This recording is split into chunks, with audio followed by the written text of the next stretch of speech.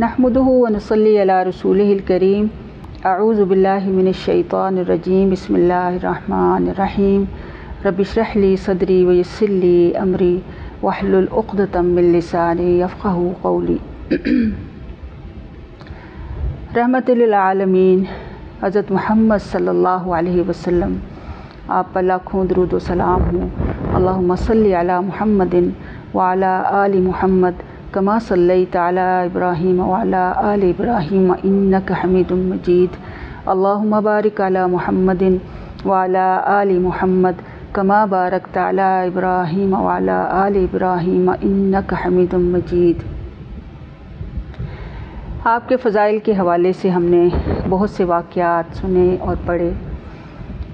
और आप देखें कि अल्हम्दुलिल्लाह अल्लाह रब्बुल आलमीन ने बहुत से ऐसे यादगार लम्हात और वाक़यात हैं जो हमेशा के लिए तारीख़ के सीने में अल्लाह ने उसको महफूज रखा है, और आप समझें कि ये कीमती अमानत की हैसियत से ये महफूज हो गए हैं। इन्हीं वाक़यात में वो भी खूबसूरत वाक़यात हैं जिसमें हमारे प्यारे नबी सल्लल्लाहु अलैहि वसल्लम रहमतुल लिल आलमीन और महबूब कायनात, उनकी मुस्कुराहटें और ऐसे वो मुस्कुराहटें जो आप सल्लल्लाहु अलैहि वसल्लम ने जिसके फूल आप सल्लल्लाहु अलैहि वसल्लम ने बखेरे, और इसके अलावा आपने जिन वाक़यात के ऊपर तबस्सुम रेज़ी की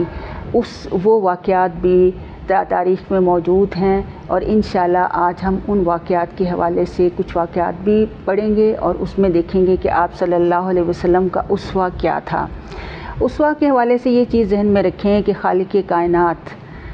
ने ख़ुद नबी सल्लल्लाहु अलैहि वसल्लम के बारे में ये इरशाद फरमाया कि लक़द कान लकुम फ़ी रसूलिल्लाहि उस्वतुन हसना। सूरह अहज़ाब में अल्लाह ताला ने फरमाया कि बेशक रसूलुल्लाह सल्लल्लाहु अलैहि वसल्लम की ज़ात तुम्हारे लिए ज़िंदगी गुजारने के लिए जो है वो बेहतरीन नमूना है। आप सल्लल्लाहु अलैहि वसल्लम चूँकि बनी नौ इंसान के लिए और उनकी ज़िंदगी के लिए पूरी तरह से रोल मॉडल थे। और फिर आप ये भी देखें कि चूँकि अल्लाह ख़ुद फरमाता है कि आप सल्लल्लाहु अलैहि वसल्लम एक बशर थे और तमाम अंबिया बशर ही होते हैं, तो बशरी तकाज़ों के तहत आप सल्लल्लाहु अलैहि वसल्लम की ज़िंदगी में बशरी ज़िंदगी के तमाम पहलू भी मौजूद थे। और ये अल्लाह रब्बुल आलमीन ने इसलिए भी ये महफूज कराए और इसलिए ये महफूज भी हैं कि इनको देखकर हर इंसान अपनी ज़िंदगी के हर गोशे को नबी सल्लल्लाहु अलैहि वसल्लम की सुन्नत के मुताबिक जो है वो बना भी सकता है और उसी तरह से अपने आमाल को जो है वो दुरुस्त कर सकता है। अब ये देखें कि ये दुनिया एक आर्जी ज़िंदगी है और इस दुनिया में खुशी भी है और गमी भी है, और हर तरह के मौक़े और हर तरह की कैफियत से इंसान गुज़रता है। हमने ये देखना है कि ये आर्जी खुशियों भरी जो ज़िंदगी है, इसमें हमने हंसना, मुस्कराना और ख़ुशी का इजहार कैसा करना है। इस मामले में भी आप सल्लल्लाहु अलैहि वसल्लम को ही हमने कामिल नमूना जो है बनाना है, और हमने ख़ुशी के इजहार के वो तमाम तरीक़े सीखने हैं जो प्यारे नबी सल्लल्लाहु अलैहि वसल्लम ने जिस तरह से इजहार किया और जिस तरह से बताया। आप देखें कि ख़ातमुन नबिय्यीन, सय्यिदुल मुरसलीन, हौज़े कौसर के वाली, और फिर आप देखें कि शाफ़ा महशर के एक बुलंद मर्तबे पर आप फाइज़ थे। लेकिन इसके साथ साथ आप जब अपने असहाब के साथ रहते थे, आप अपने घर वालों के साथ रहते थे, तो आम इंसानों की तरह हंसते भी थे और मुस्कुराते भी थे। इस तरह वो अपने असहाब को, अपने घर वालों को खुशियाँ भी देते थे। फिर आप देखें कि वो कितना खूबसूरत मंज़र होता होगा कि जब प्यारे नबी सल्लल्लाहु अलैहि वसल्लम मुस्कुराते होंगे, जब आप सल्लल्लाहु अलैहि वसल्लम खुश होते होंगे, आपको खुश देखकर आपके घर वालों का और आपके असहाब का क्या ही मामला होता होगा, और कैसा वो रूह परवर मंज़र भी होता होगा, और सहाबा कराम की और आपके घर वालों की खुशियों के क्या कहने। फिर आप देखें कि इसमें हमने ये भी देखना है कि नबी सल्लल्लाहु अलैहि वसल्लम ने इस सिलसिले में आपका असल में तर्ज़ अमल जो था वो क्या था। आप देखें कि आपकी आदत ये थी کہ آپ صلی اللہ علیہ وسلم بری باتوں کو ناپسند بھی کرتے تھے، اور آپ برا شگون لینا تو ویسے بھی آپ نے کہا کہ یہ حرام ہے، جیسے عام طور پر وہم کرتے ہیں لوگ اور برے شگون لیتے ہیں۔ لیکن آپ صلی اللہ علیہ وسلم کی سنت سے ہمیں یہ ملتا ہے کہ آپ اچھا شگون سے مراد یہ کہ اچھے کلام کو اور اچھی بات کو پسند کرتے تھے۔ اور پھر ایسا بھی ہوتا تھا کہ آپ صلی اللہ علیہ وسلم کے سامنے کوئی ایسا واقعہ پیش ہوتا یا کسی ایسے واقعے کی خبر دی جاتی جس میں کوئی مزاح ہوتا یا کوئی ہنسا دینے والی بات ہوتی تو آپ اسے مسکراتے، ہنستے بھی، اور اس بات یا واقعے کو مزید دلچسپی بنا دیتے تھے۔ پھر آپ دیکھیں کہ آپ کا ہنسنا اور مسکرانا بھی آپ صلی اللہ علیہ وسلم کے رونے اور آنسو بہانے کی طرح کمال فطرت کا ایک بہترین نمونہ تھا۔ آپ کبھی کبھار کھل کر ہنستے، تب بھی اس انداز سے ہنستے تھے کہ آواز پیدا نہیں ہوتی تھی۔ فطری حسن اور اظہار مسرت کا یہ ایک بہت ہی خوبصورت اور مہذب انداز ہے۔ قہقہ لگا کر بلند آواز سے ہنسنا بڑا ہی غیر مہذب اور غیر اخلاقی عمل ہے۔ ہمارے معاشرے میں تو یہ چیزیں عام بھی ہیں، تو اس لیے اس سلسلے میں ہمیں بہت دیکھنا ہے کہ نبی صلی اللہ علیہ وسلم کا اخلاق اس معاملے میں ہمارے لیے کیا رہنمائی دیتا ہے۔ پھر آپ دیکھیں کہ کسی کا مذاق اڑانا جو ہے یہ نبی صلی اللہ علیہ وسلم نے اس بات سے سختی کے ساتھ منع بھی کیا ہے، اور قرآن نے بھی اس عمل کو کہ کسی کا تمسخر اڑایا جائے، کسی کا استہزاء جو ہے کیا جائے، اس کی مذمت ہی کی ہے۔ سورہ حجرات میں بھی ہم اس کے بارے میں پڑھ چکے ہیں۔ اور پھر یہ کہ اس میں ایک ہوتا ہے کہ آپ مذاق ایک حقیقی صورتحال پر مذاق کرنا جو ہے یہ ایک بالکل الگ بات ہے، اور اس کو سمجھنا بہت زیادہ ضروری ہے۔ اس کو ہم نبی صلی اللہ علیہ وسلم کے مزاح کی کیفیت اور خوش طبعی کا جو ماحول آپ پیدا کرتے تھے اس کو ہم ایک واقعے سے سمجھتے ہیں کہ ایک مرتبہ نبی کریم صلی اللہ علیہ وسلم کے پاس انصار کی ایک بوڑھی عورت آئی اور کہنے لگی کہ اللہ کے رسول صلی اللہ علیہ وسلم دعا فرمائیے کہ اللہ تعالیٰ مجھے جنت میں داخل کر دے۔ اس کی بات سن کر نبی کریم صلی اللہ علیہ وسلم نے فرمایا کہ جنت میں کوئی بوڑھا نہیں جائے گا۔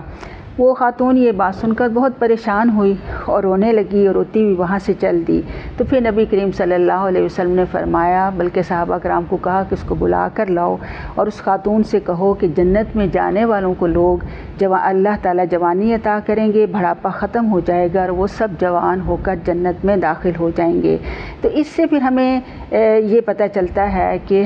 ہنسانے میں بھی اور مذاق کی کیفیت میں بھی انسان کو سچ بولنا جو ہے اس میں سچائی کو جو ہے ہمیشہ مد نظر جو ہے وہ رکھنا چاہیے۔ پھر آپ دیکھیں کہ اس کے ساتھ ساتھ ہمیں نبی صلی اللہ علیہ وسلم کی مسکراہٹیں دیکھنے سے پہلے ہم یہ دیکھیں گے کہ مسرت اور خوشی جو ہے جو قرآن میں اس کے بارے میں ہمیں کیا رہنمائی ملتی ہے، اس کے کیا مفہوم ملتے ہیں، کیونکہ ایک مومن کے سارے کاموں میں یہ بات بہت زیادہ اہم ہے کہ وہ جس چیز کو بھی دیکھے اس کو قرآن اور سنت کی رہنمائی میں دیکھے گا تو اس کے لیے عمل کرنے کے حساب سے ثواب بھی زیادہ ہے اور اس کے لیے بہترین رہنمائی بھی ہمیں ملے گی۔ ہم دیکھتے ہیں کہ قرآن میں مسرت کی جو ہے یعنی خوشی جسے ہم کہتے ہیں، سرور جو ہے اس کی دو قسمیں بتائی گئی ہیں۔ ایک تو ہم دیکھتے ہیں کہ ایک بڑی ہی مطلق اور بے لگام قسم کی مسرت ہے، اور اس کے لیے سورہ قصص کی ایک آیت سے آپ اس بات کو سمجھیں کہ اس میں اللہ رب العالمین فرماتے ہیں اس کی آیت نمبر 86 میں کہ لا تفرح ان اللہ لا يحب الفرحین، کہ تو یہاں فرح سے مراد ایسی خوشی ہے کہ جس میں تکبر ہوتا ہے، دنیا میں انسان مست ہوتا ہے۔ اللہ تعالیٰ فرماتا ہے کہ تو ایسی خوشی نہ کر، اللہ تعالیٰ ایسے خوش ہونے والوں کو پسند نہیں کرتا۔ یعنی اس سے مراد یعنی بے لگام قسم کی مسرت سے مراد وہ خوشی ہے کہ جس خوشی میں انسان صرف اپنے ہی دنیاوی سامان اور اسباب اور اسی پہ خوش ہو، اور اس میں تکبر بھی پیدا ہو جائے کہ اپنے آپ کو کوئی بڑی چیز سمجھنے لگ جائے، جیسے کہ یہ قارون کے حوالے سے واقعہ ہے کہ قارون اپنی دولت کے اوپر اس نے تکبر کیا اور اسی میں خوش اور مگن ہوا، تو اس خوشی کو جو ہے اللہ رب العالمین نے منع کیا کہ اس پہ مت خوش ہو، کیونکہ اللہ تعالیٰ ایسے خوش ہونے والوں کو پسند نہیں کرتا۔ اور پھر اس میں بھی اللہ تعالیٰ یہ بھی فرماتے ہیں سورہ ہود کی آیت نمبر 10 میں کہ انہ لفرح فخور، کہ ان کے بارے میں کہ قوم عاد اور مختلف قوموں کا جو ذکر کیا کہ بے شک خوش ہوتے اور شیخی جو ہے بھگاڑتے ہیں۔ تو اس سے سمجھ آتی ہے کہ اس طرح کی خوشی اور اس طرح کی مسرت جو ہے اللہ تعالیٰ کو ناپسند ہے۔ ہمیں بھی ایسی خوشی اور ایسی مسرت کہ جس میں تکبر ہو اور دوسروں کو جھٹلانا اور دوسروں کو نیچا کرنا اور دوسروں کا تمسخر کرنا ہو تو یہ ناپسندیدہ ہے۔ لیکن پھر دوسری جو خوشی ہے جس کو اس میں بھی ہم نے یہ دیکھنا ہے کہ ایک تو یہ ہے کہ انسان صرف دنیا ہی کے ساتھ خوش رہو، دنیا کی چھوٹی چھوٹی چیزوں کے اوپر خوش ہوتا رہے، اور دوسرا یہ ہوتا ہے کہ وہ خوشی اللہ کے فضل اور رحمت کے ساتھ اسے خوشی ملی۔ اب اللہ کا فضل اور رحمت کیا ہے اس کو بھی آپ سمجھیں کہ اللہ تعالیٰ سورہ یونس کی آیت نمبر 58 میں فرماتے ہیں کہ قل بفضل اللہ وبرحمتہ فبذلک فلیفرحوا هو خیر مما یجمعون، کہ کہہ دو کہ اللہ تعالیٰ کے فضل اور اس کی رحمت کے ساتھ انہیں خوش ہونا چاہیے، یہ وہ بہتر ہر اس چیز سے بہتر ہے جو یہ لوگ جمع کرتے ہیں۔ تو اس میں ہمیں یہ سمجھ آتی ہے اور اس کے بارے میں مفسرین بھی یہ بتاتے ہیں کہ یہاں فضل اور رحمت سے مراد قرآن اور دین کی نعمتیں ہیں۔ تو اس لیے علم، ایمان اور سنت وغیرہ کے ساتھ مسرت حاصل ہونا اس بات کی دلیل ہے کہ حاصل کرنے والے کے نزدیک ان چیزوں کی بہت زیادہ اہمیت ہے۔ اور اس میں یہ بات ذہن میں رکھیں کہ ہر خوشی اور جو رغبت ہوتی ہے وہ محبت کے تابع ہوتی ہے۔ جس چیز سے جتنی زیادہ انسان کو محبت ہوگی، رغبت ہوگی، اتنی ہی زیادہ اس کے حصول پہ خوشی ہوگی۔ تو یہاں سے پھر ہمیں یہ سمجھ آئی قرآن و سنت کی روشنی میں اگر ہم دیکھیں تو ہم دیکھتے ہیں کہ صحابہ کرام کا بھی اگر ہم معمول دیکھیں تو جب بھی کوئی آیت اور کوئی حدیث اور پیارے نبی صلی اللہ علیہ وسلم سے کوئی بات ملی تھی تو ان کی خوشیوں کا کوئی ٹھکانہ نہیں رہتا تھا، اور پیارے نبی صلی اللہ علیہ وسلم پہ بھی جب وحی کا نزول ہوتا تھا، حضرت جبریل علیہ السلام کے ساتھ آپ کی ملاقات ہوتی تھی تو آپ کی خوشیوں کے کیا کہنے ہوتے تھے۔ تو اس سے پھر ہمیں یہ بھی اصول ملتا ہے کہ انسان کو اپنی خوشیوں کو یہ دیکھنا چاہیے کہ کتنا زیادہ وہ اللہ کے قریب جا رہا ہے، کتنے اس کے اچھے اعمال ہو رہے ہیں، کتنا وہ اللہ کی رضا والے کام کر رہا ہے، تو اس سے اس کے دل میں خوشی اور سرور جو ہے وہ پیدا ہوگی۔ تو پھر اس کی زندگی کا جو ہے وہ نقطہ نظر بھی بدلے گا، اس کی مقصد زندگی کا بھی تعین ہوگا، اور اب اس کی خوشیاں بھی جو ہیں انہی چیزوں کے ساتھ جو ہیں وابستہ ہو جائیں گی۔ اللہ تعالی ہمیں خوشی کو اور مسرت کو صحیح طور پر حاصل کرنے کی توفیق بھی عطا فرمائے، اور اس میں نبی صلی اللہ علیہ وسلم کے اسوہ کو مد نظر رکھنے کی توفیق عطا فرمائے۔ وما علینا الا البلاغ المبین۔